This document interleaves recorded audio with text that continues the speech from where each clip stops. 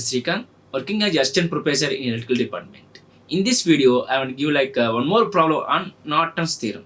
So which problem I discussed with Thevenin's theorem, same problem I want to discuss with Norton's theorem. So here I have a circuit, same circuit which discussed with Thevenin's theorem. So I want to discuss with Norton's theorem, same point where you have the 3 ohms, there I need to find out the current. So using Norton's theorem. So for Norton's theorem, any rules and statements? Yes, we have the rules as well as statement. In Norton's theorem, same as like Thevenin's theorem, but here any network can convert it to single network. That single network is we have only an current source parallel with one resistor. Current source parallel with one resistor and load terminal is as it is. Okay, in Thevenin's theorem, voltage source series with a resistor. But in Norton's theorem, current source parallel with one resistor. Here, current source is where you have the load terminal. That load terminal need to short circuit and find out the short circuit current. There in Thevenin's theorem, we need to open the load circuit and find out the VOC there. Open circuit voltage across the load terminal. Okay, and RTH and RN. So Norton's resistance as well as Thevenin resistance is same rule. So we need to short circuit the voltage sources as well as open the current sources, and across the load terminal we need to find out the resistance, equivalent resistance value. So same for resistor is same, but your current value. So Norton's current is we need to short circuit the load terminal and we need to find out the short circuit current at the load terminal point. And the Thevenin's theorem, we need to open the load terminal and across the load terminal we need to find out the open circuit voltage. So these are the rules to Thevenin's as well as Norton's. So now Norton's statement, check the Norton's statement. Any bilateral network, so AC or DC. So this is my network and we have the one load terminal, can convert it to, we have only one current source parallel with one resistor. So we have several voltage source or current source or resistors, okay, replaced by single current source parallel with single resistance.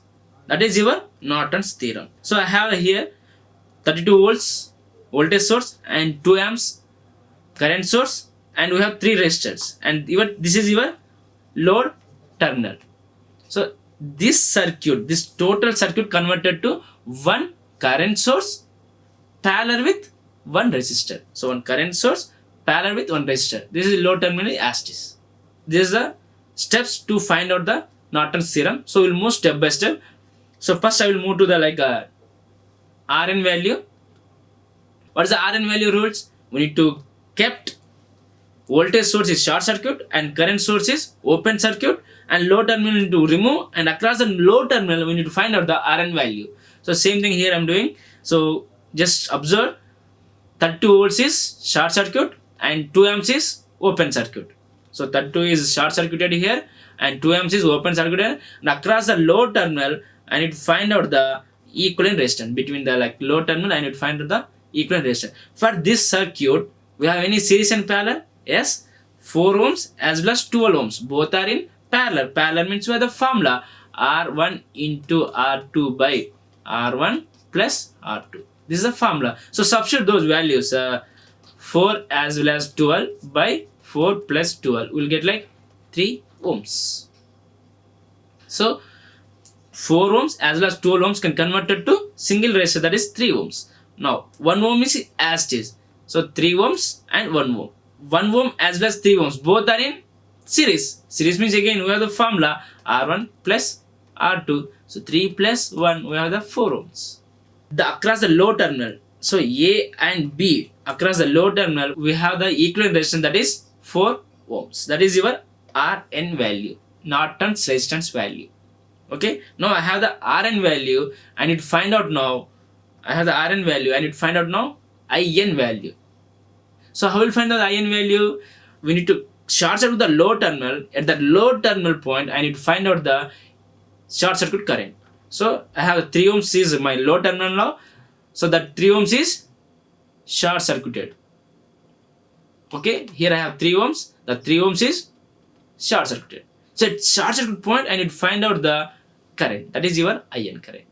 So you can use any method, mesh analysis method or super mesh method or node analysis method or source transformation method. Okay, any method you can use.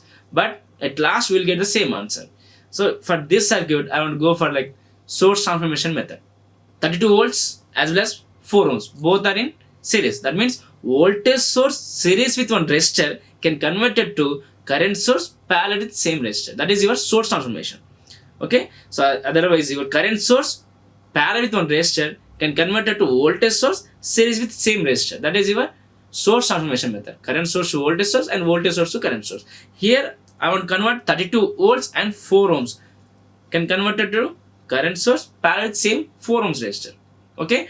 For this, what is your current value now? So you are converting voltage source to current source. So what is the current value? I equal to V by R. That's it. What is the V value? 32 by your resistor 4. You will get like 8 amps. Simple. Okay. So now your 32 and 4 ohms can convert it to current source parallel with same resistor. What is the current value now?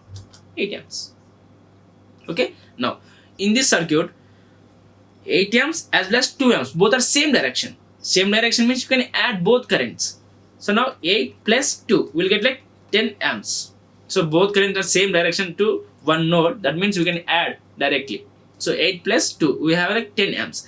And 4 ohms and 2 ohms both are in parallel. Parallel means we have the formula R1 into R2 by R1 plus R2. We have like 4 plus 4 into 12 by 4 plus 12. We get like 3 ohms.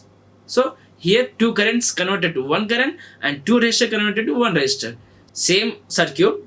I'm converting like two sources to one source and two resistors to one resistor. So two current sources, 8 amps and 2 amps converted to 10 amps and 4 ohms as well as 2 ohms converted to one resistor, that is 3 ohms. 10 amps as well as 3 ohms.